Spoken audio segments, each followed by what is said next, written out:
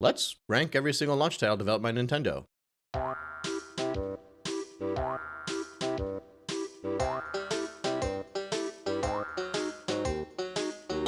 Kind of hard for me to do this objectively because some of these games I've played for endless hours and other games I've played for 2 minutes. But it's not like anybody here is going to win an award for this, so let's just have some fun. I'm going to take into account how fun the game is, the kind of impact it's had on the gaming world, and of course, naturally, my own personal bias. Without further ado, let's get started. I think it's important to weigh how you feel while playing games, and the actual impact it has on you can determine how much you love the game. Many titles may not have the best gameplay, but they have a lasting impact on individuals that's difficult to put into words. For example, Mario's Tennis gives you a headache. It's not terrible. I mean, it's pretty bare bones, but it's just Mario Tennis at the end of the day. And I could maybe forgive that except for the fact that if I was playing a Virtual Boy, I would need a Tylenol. And in the same vein, next up would be Tellero Boxer. I don't know why I'm ranking this over Mario Tennis. I think objectively I would have more fun playing Mario's Tennis than this one. But Tellero Boxer is a cool name.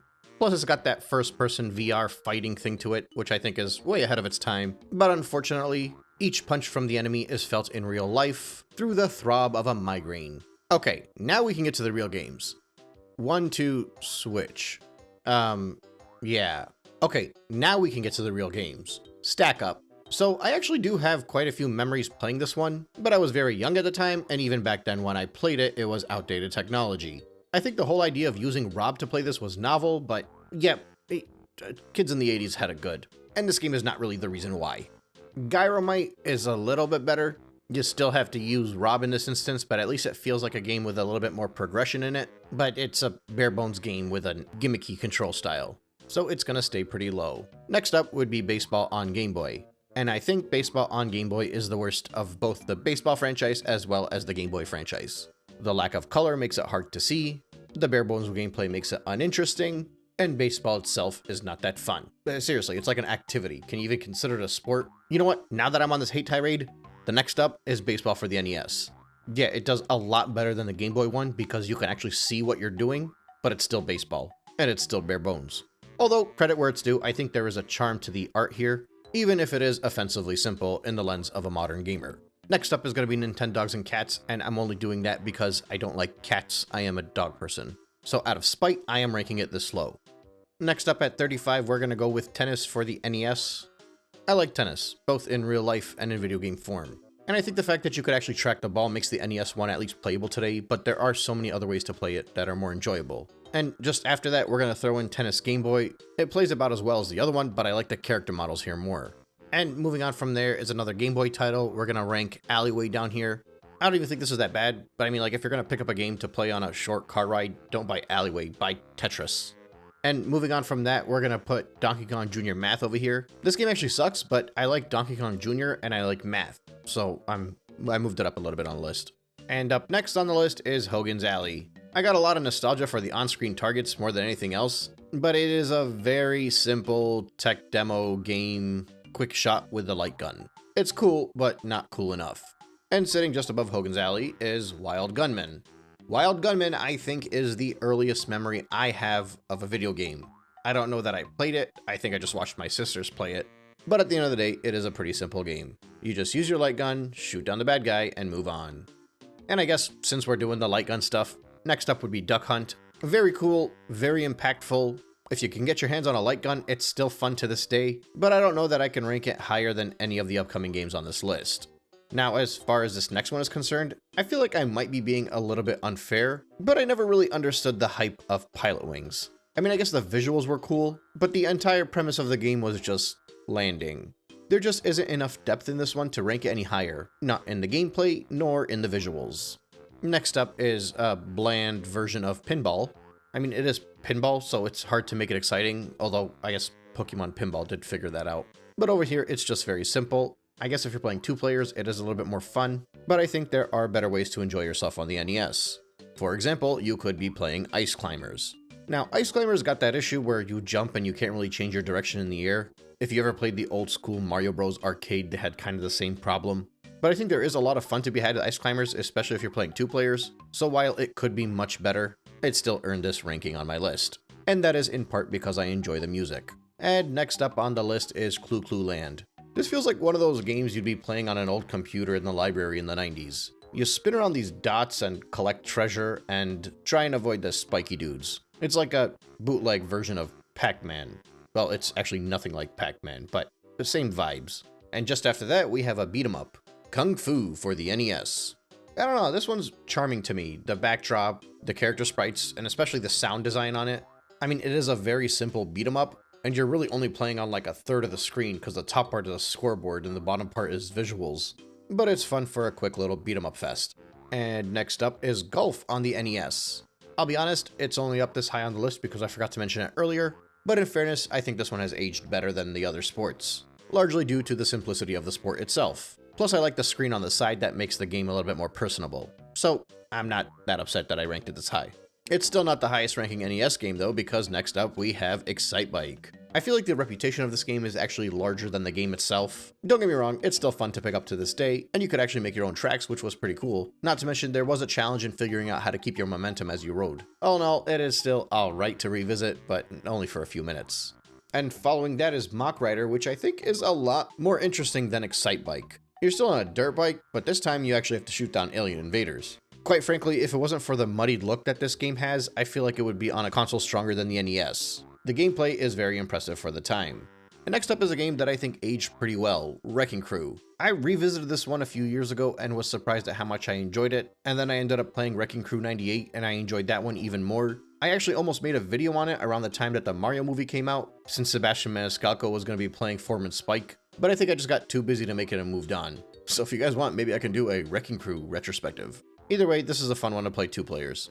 And moving on from that, we have the Game & Watch Gallery 2. It's a fun little mishmash of classic Game & Watch games, and I'd be lying if I didn't admit that it's not the charm of this game that's really appealing to me. But similar to many other games this high on the list, it's fun to revisit even today. Next up is Steel Divers, and this one is weirdly more enjoyable than you'd think it would be. I know the visuals are completely barren by today's standards, and maybe the idea that it's fully controlled by the touchscreen is no longer as appealing as it was than when the game launched, although even by 2011 that was probably not that appealing. But I think you'd be surprised how much fun you could have with it if you gave it a shot. I was about to say that all of the remaining ones are some of the largest in the industry, but then I remembered that Pilotwings 64 still exists. I mean, don't get me wrong, it's much better than the SNES version, but at the end of the day, it's still just a flight simulator, which I know is all the rave now, but now it's the rave because they're so much more realistic. I mean, it's cute and whatever, but if you were buying a Nintendo 64, you should have probably just stuck with Mario 64 and just played that for the rest of your life. That's what I did. So next up is Tetris DX. You could probably argue that this one deserves to be higher, considering that the original Tetris is going to be higher on this list.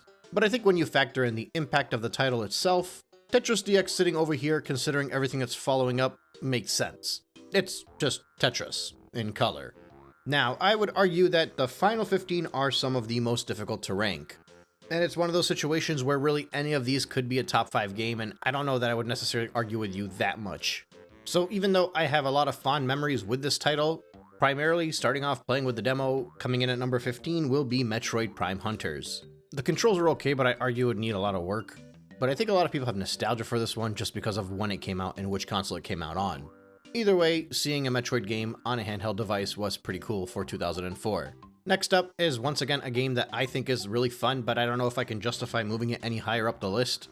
Nintendo Land on the Wii U. This was a showcase for how fun asymmetrical multiplayer could actually be, and unfortunately would be something that we wouldn't see capitalized on the Nintendo Wii U. Not to the extent many of us had hoped for anyway. With its fun modes and charming little cameos spread throughout, it makes for a memorable adventure, and one of the games that you must have if you get a Wii U. The next game is Super Mario Land.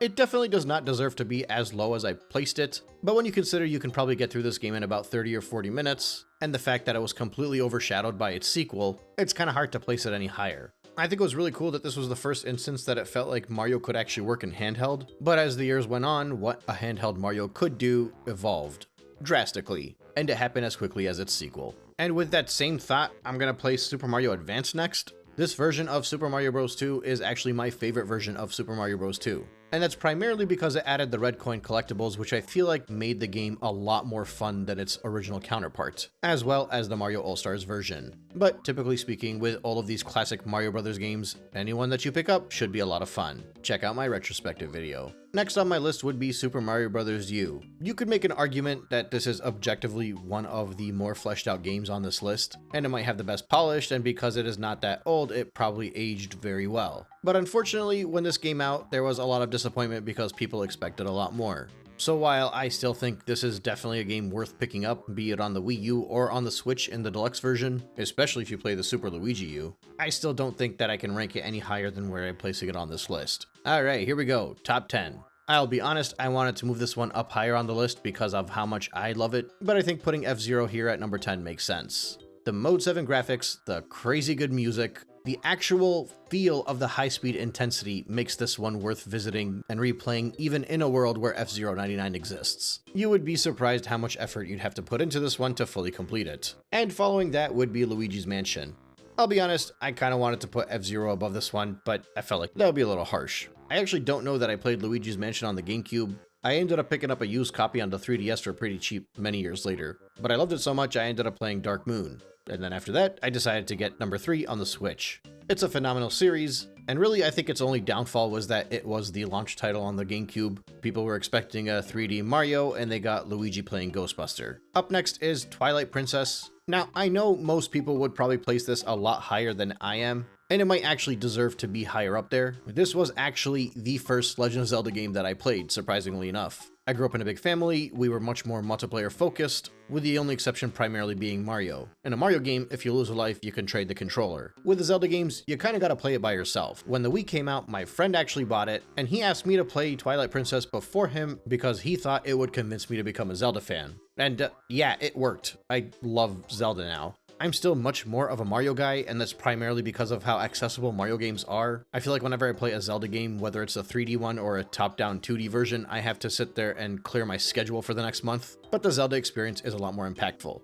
I really like Twilight Princess, I just like the games that are coming up on the list a lot more. And I feel like they were probably more impactful to their respective series. And to immediately prove my bias, next up is Mario 64 DS. The idea of playing Mario 64 on handheld, the idea of Reggie Fils-Aimé holding up the DS to the camera, like just the fact that you were about to be playing 3D titles on the go was amazing. Now, unfortunately, what actually happened was the DS just kind of became the Game Boy Advance advanced, in that so many developers decided to just stick with 2D games, but I don't really blame them because there was no analog stick, so it was kind of hard to design with a D-pad. Either way, I love 64 DS. I've spent most of my life bouncing back and forth between this one and the original 64 version, but I cannot deny that the 64 version has a longer lasting and stronger legacy. And coming in at number 6 is Tetris. With the impact of this title alone, you could probably argue that it would be number 1. But I feel like we are so far removed away from the launch of Tetris that it's okay to place it outside of the top 5.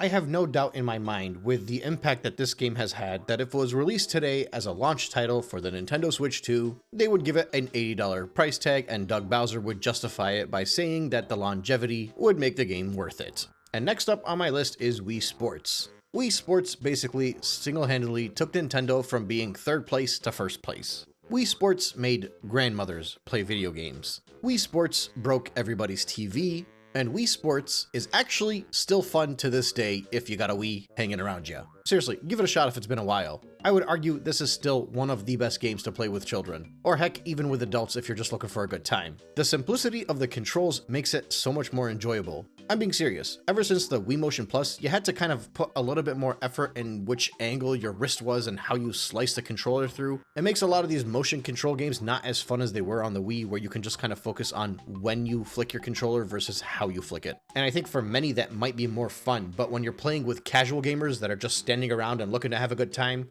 yeah, it's Wii Sports. I take out my Wii all the time and we still have a lot of fun with it, especially at a regular party with non-gamers. Yeah, so to the surprise of nobody, 3 out of the last 4 are Mario games, and at number 4, I'm going to place Super Mario Bros. Probably the most important Mario game to ever be released, maybe even arguably the most important video game to be released. And you could tell me that it should be higher than Super Mario World, and I would probably yield to that. I think there's legitimately nothing I could say about this game that hasn't already been said, and if you want to hear more about my thoughts on it, yeah, watch that classic Mario video. And likewise with the next game on the list of Super Mario World, same idea. You want to hear my thoughts on it? Watch that classic video.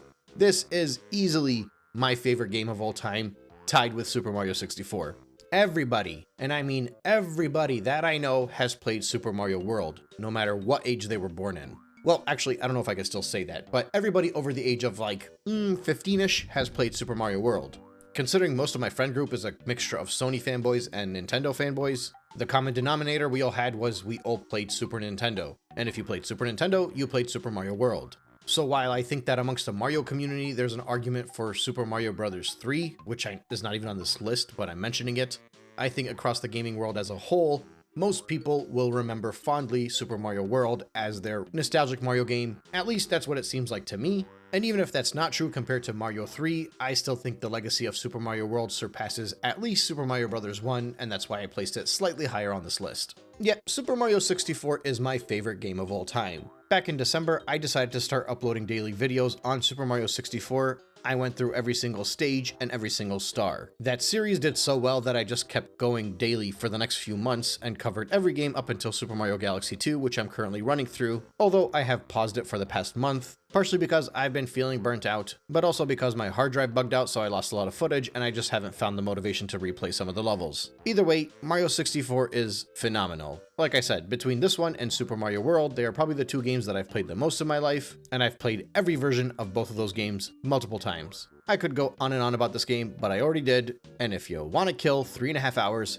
here's the compilation video of my retrospective series from December. Coming in at number 1 is The Legend of Zelda Breath of the Wild. Now, I will be real with y'all, I contemplated putting this one below Mario 64 and Super Mario World, but honestly, it just didn't feel right. I liked Mario Odyssey more than this game, but Mario Odyssey was not a launch title. But that being said, Breath of the Wild was the most fun I ever had playing a 3D Zelda game. I enjoyed it more than Ocarina of Time, I enjoyed it more than Twilight Princess, Majora's Mask, and Wind Waker. I haven't even finished all of those games I just mentioned, but I did put a lot of hours into them, and none of them really captured me the way Breath of the Wild did. I liked Breath of the Wild so much that when I played Tears of the Kingdom, I liked it even more because it was basically more Breath of the Wild. Looking back now, I always scoff because so many people laugh off Tears of the Kingdom as if it's just like some fancy upgraded DLC. Meanwhile, I'm just like, yeah, I just wanted more Breath of the Wild, so this worked out perfectly. The funny thing is, I probably only put in 40 or 50 hours per Zelda game on the Nintendo Switch between Breath of the Wild and Tears of the Kingdom. So I know there's people that put in like 400 or 500 hours and they would be a lot more passionate about this game than I am, but it still gets number 1 for me. And I think the fact that it is the first 3D Zelda title to outsell the 3D Mario counterpart on the same console is a testament to just how good this game is. Also, I think it's crazy how close Mario Odyssey and Breath of the Wild's numbers are, which I suppose makes sense because they are the flagship titles for Nintendo's consoles. Well, if you're not counting the multiplayer stuff, or if you're in a worldwide pandemic and Animal Crossing New Horizons comes out. But regardless, it's been fun to go through this list, and it's interesting to consider the success of each console when you consider the launch titles that dropped with it. And I can only imagine how phenomenal the Switch 2 is going to sell, because everybody will want to play Welcome Tour.